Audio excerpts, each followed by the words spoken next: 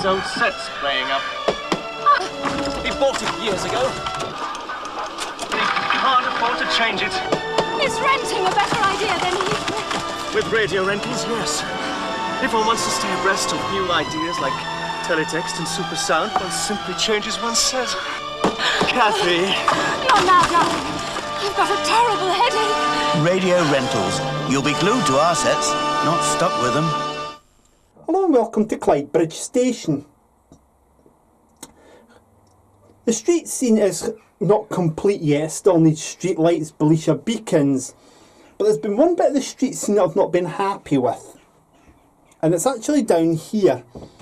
And I'm going to show you how I've changed it. You may remember there used to be a hairdresser's just beyond here. Now that hairdresser's stuck out into the road. However, I've replaced it with something else. A branch of radio rentals. Now I accept there'll be some people watching this video who are of a very young age and can't understand what radio rentals is. Well, radio rentals was founded in 1930 in Brighton to rent out radio sets. Radio began in 1922 with what was then the British Broadcasting Company, the British Broadcasting Corporation since 1927, and later moved into televisions.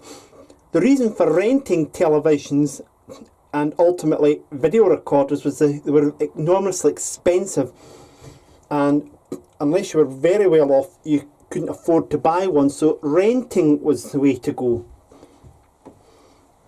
And radio rentals was one of the major players in this. And I'm not going to go into the full history of renting televisions.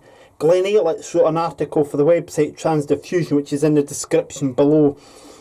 But what you see here is the finished article, and radio rentals no longer exists on the high street. It had bought up the likes of DER and multi-broadcast, and in the late 1990s it was merged with its bigger rival Granada to form Box Clever.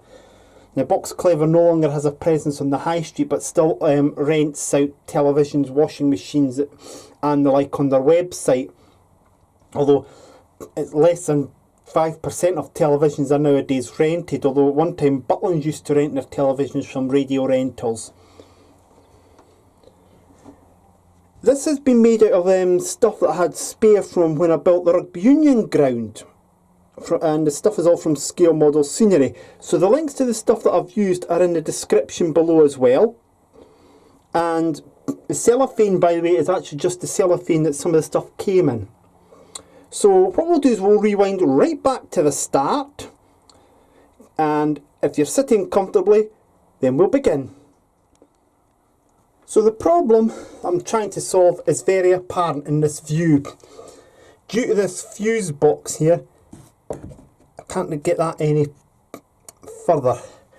It's sticking quite out into the pavement a bit, and it's quite narrow. If you compare it to where the Royal Bank is, it's a bit wider. These shops are a lot wider, so this is going to have to come out.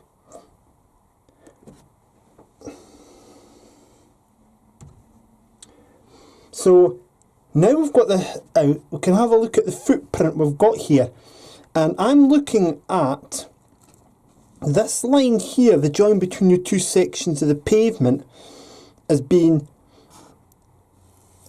the actual width of my footprint is up to there. Now I've got to then decide on the length of the footprint. Now obviously right there might be an idea, but that would then leave this pavement here too narrow. So coming and thinking about there, and it'll be a single story one rather than a two-story one. That may go against the grain of everything else that's on the street scene, but it has to be remembered.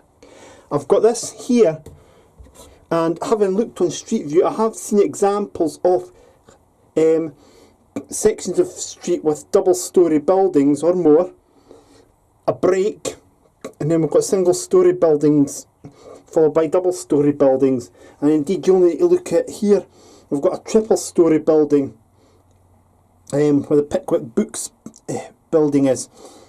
And then they're all double storey, including the Quadrant Park nightclub. So it's a small footprint I've got, and obviously quite large signs. So we'll see how I'm going to go with this. The first thing I'm going to have to do is to get a bit of the SMS card up, measure the size of the footprint that I'm going to use, and that first bit will then be the floor of the radio rental shop.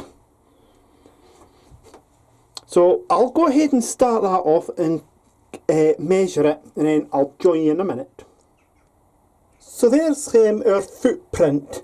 Now you'll notice what I've done is it's just the same 1mm card from Scale Model Scenery, and that's going to be the floor of the building. Now what I've also done is I've made these pieces, and you'll see there'll be one there, and I'm going to put one there. This is really for integrity when we eventually get the roof on, and there'll be one sitting there like that. And the idea is, that just sit more like that. The idea is that there'll be a little step, and there'll be a wee alcove for the entrance door, and I've also got to try and cut windows in as well. So it's not easy, but that's going to be roughly the size of it. As you can see, it is a lot better than the barber shop that was there before. Now the only problem I've got is that the radio rental sign, I'll have to make sure it will fit wherever the window is going to be. I won't be able to get one on the sides there, unfortunately. I may only get half the sign. It is low relief after all. And I want to actually put some equipment into the shop as well, such as televisions, try and make up a couple of televisions for display.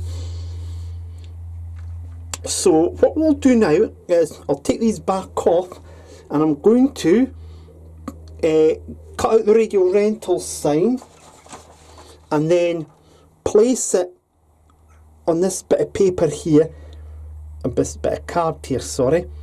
And then after that, what we'll do is have a look at getting a window cut out.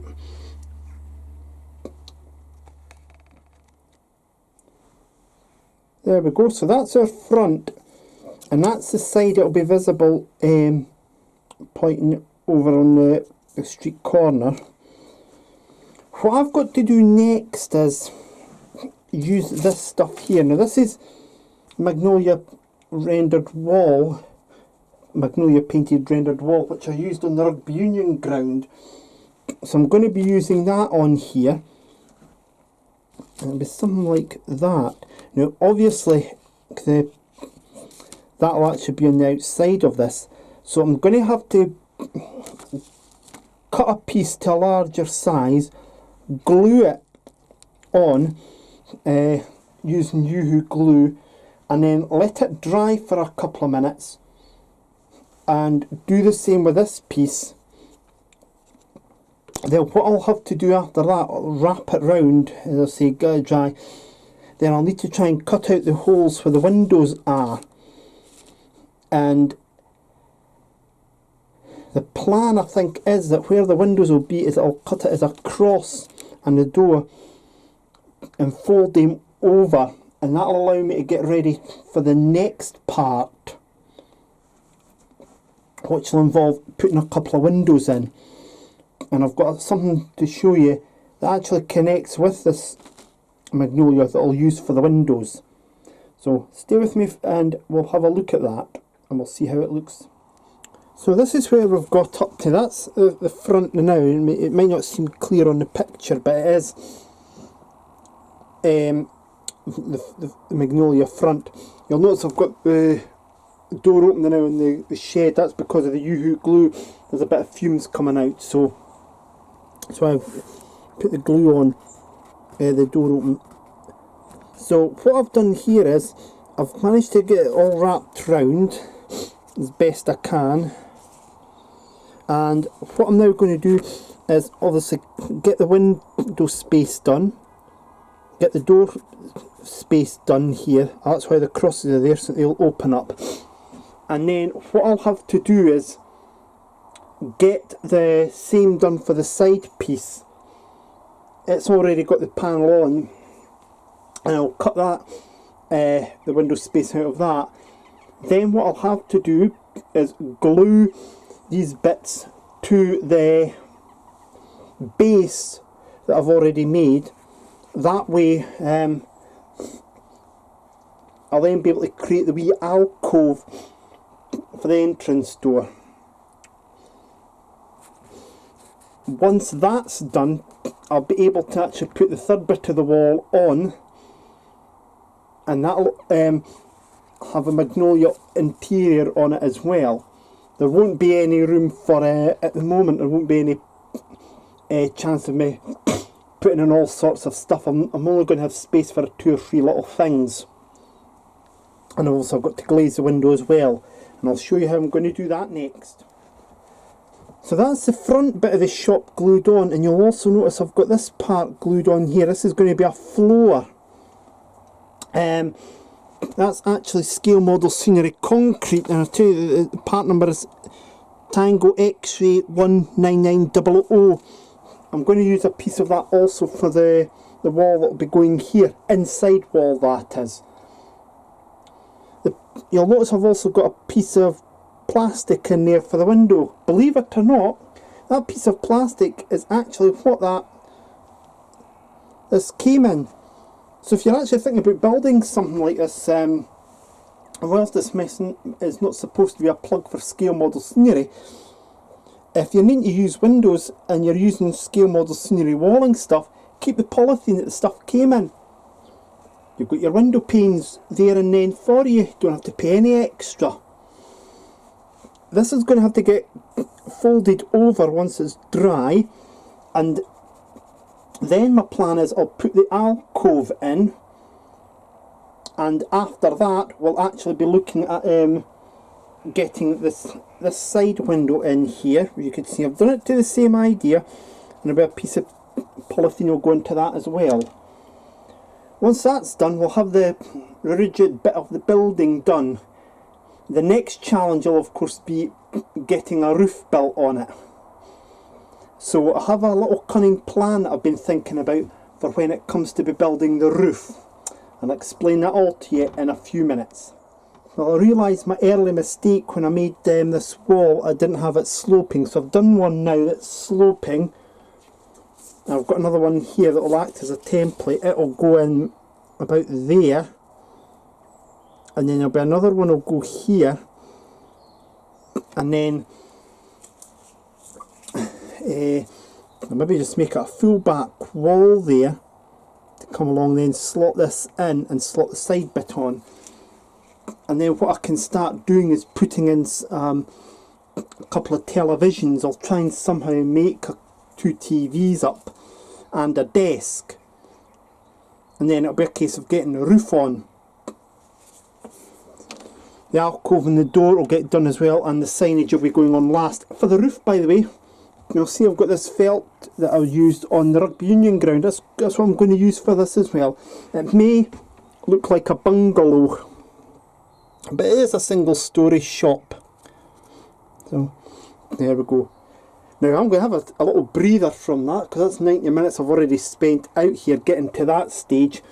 But you won't have to wait that long to see progress, because you're going to get to see progress in a few seconds, and I should have the alcove built by then and have a corner piece that will be going in there. And what I'll also have to try and do is fashion in something that'll make a little closed off display area like what you get in some shops. So this screen will just wipe over and you'll see where we're up to next. Well, if I actually go into like that and I'll just gently tip it forward, you can see that I've got the alcove there for the door, but I've not got the door fitted yet. Both windows in and the sides in. Now, I'm not going to put a full back on this for the simple reason that at a later point I'm going to have to actually detail this, and that'll likely be the subject of another video. because there will have to be a bit going along the back to support part of the roof, and I'm going to work on that, and indeed the roof will be the next bit we've got here.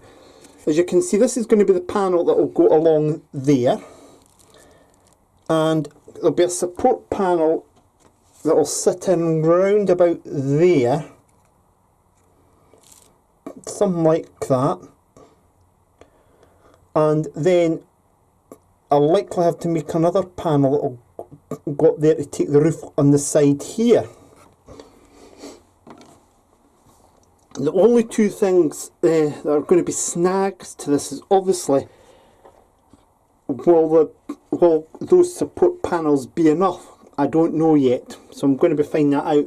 And as I say, I'm going to be using the roofing felt that I used on the Rugby Union ground. I've still got quite a lot of that. So we'll get on to that now. The door is almost ready, although I'm looking at the state of the door, and I think I'm going to do another door and use some of this concrete again. So what we'll do is I'll get the roof panels sorted out first and let you see what they're like, and then we'll get the door done. Okay, so a little wee issue that's cropped up. Originally I was going to use this and just angle it in there. Okay, and then I would put the first bit of the roof on there, another bit there, but I've got nothing to hold that on to. So what I'm now going to try and do, I'll just show what I mean here. See, the first bit of the roof is ready, and it would just sit on like that. Well, it will do once it's glued into position, but obviously it leaves the problem of what we do this bit. How's that going to attach? It's got nothing to attach to. Oops. So I'm going to need to put something in this bit here. So my new plan is leave that there as it is now, because that's going to act as an important guide to be able to get a bit up there and along for a short section. Now the width of that section to get up to the right height will be, I think, the width of this here, that bit there, the isosceles triangle. So we'll take that out and we'll get it going, but you can actually see, the roofing felt on there, a wee bit torn up there, but I'll be able to fix that later on. The door, I'm making a wee change of plan to the door. I'm going to paint some black strips and then glue them on top of some plastic clear polythene to make a proper glass door. My first effort, I didn't like it at all, so that's going to happen as well at the same time. And there'll be two bits on either side, so we'll come back to that in a bit, and I'll just crack on and see what else I can do. It's nearly there. It's now proudly wearing its Radio Rentals name, and this is the bit that's going to go in the back there, and that's the two roof panels. So we are almost there. The door is now, oops, the door is now fitted. You can just see it there. It's a bit taller than that, but it is going to be hidden from view. And once these are dried, two televisions, I'll make a little stand for them, and little stands for them, put them in to there, and then I can get the rest put on. I've also got a Radio Rentals sign I've got to make for the side here, but obviously it won't go the full way, so it'll probably be reading Radio Rent or Radio Rain. So that'll be getting done as well, and then it'll be that'll be it complete. And you can actually see now it's taking shape, that there's a bit more space here along here compared to what there was with the barber shop. So there won't be another commercial break. I'm not going to put in another Radio Rentals advert, but I think you can get the idea of where we're at now. Well, we're nearly there, folks. That's me now got the two televisions installed there, and they're actually glued into the shop. That's the back wall on that I've got there, and I've tried the roof. It is going to be very difficult, but I'm going to give it a go. I'm hoping I don't have to put any support beams on, and then once that's done, I'll put it into position. There's what it's like on the side there. Obviously in real life these shops would be a lot bigger, and in some cases they would actually have a service area at the back of the shop to clean up and fix sets. So I'm going to go and get the roof on now. Wish me luck. There you have it, folks. Now I managed to do that in fact in a day. It is a slightly rushed job, as you could tell, but it is now, it's not ideal, but it is complete. And you have there a branch of radio rentals with a couple of televisions visible in there. The roof isn't perfect and I accept that. However, it matches the scene as it would have been in any Scottish town centre in 1990, a branch of radio rentals. So I hope you've enjoyed this.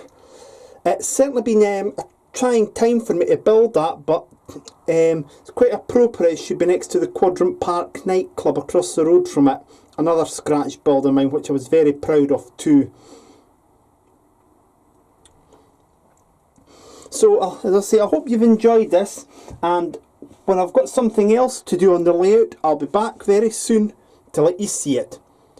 In the meantime, could you please take care of yourselves, and if you're feeling bored, check out West Blyth MPD, Everard Junction, Dean Park Station, Townhill Junction, and if you want to go even further than that, we can even get you up Dudley Central, or also on YouTube there's the Cooper Model Railway Club and the Warlake Model Railway Club, both of whom follow me, and March West Junction TMD. They're all on here on YouTube, so please give them all a check out. So thank you very much for watching, and if it's inspired you to make a branch of radio rentals or Granada, then I hope you've enjoyed, and I hope you have good fun doing it. In the meantime, take care of yourselves, won't you? We'll see you soon. Bye bye for now.